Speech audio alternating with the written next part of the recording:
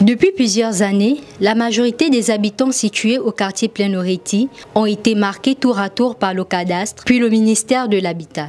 Il se trouve qu'à ce jour, les propriétaires des parcelles concernées estiment que le dédommagement s'est fait il y a longtemps et donc ils ne savent toujours pas où se reloger par la suite. Il y a eu des bars, il y a eu des maisons qui sont cassées. Donc on ne sait pas où il y a d'autres personnes qui sont parties ailleurs, qui ont dû aller encore dans les maisons familiales. Vraiment on est déçus.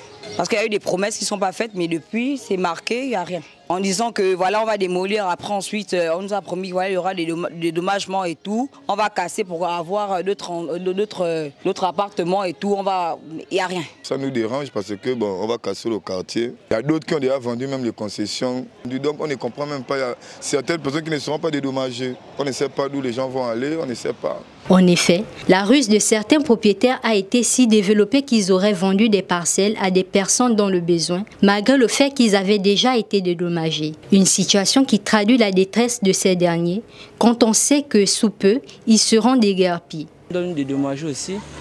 Nous on a conçu. Papa a conçu, maman a conçu sur un terrain qui a été déjà pris par l'État. Mais la personne en question, il est encore revendu. Mais c'est comme ça, c'est sérieux. Ça fait vraiment mal, par exemple, pour moi, un jeune Gabonais comme moi. Je sais que j'ai travaillé, par exemple, longtemps avec, comme on dit, les Libanais. Les petites miettes que j'ai gagnées, j'essayais d'épargner. Et du coup, j'ai dit, bon, comme le président de la République dit, il veut voir les Gabonais se réveiller et faire un peu comme les autres. Du coup, avec les petites épargnes que j'ai essayé de débloquer pour construire ça.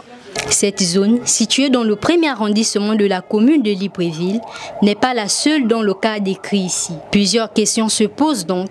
Pourquoi ne pas quitter les lieux une fois dédommagés afin de ne pas être surpris, mais aussi quelles sont les politiques mises en place pour empêcher les ventes des terrains déjà marqués par ces personnes malhonnêtes?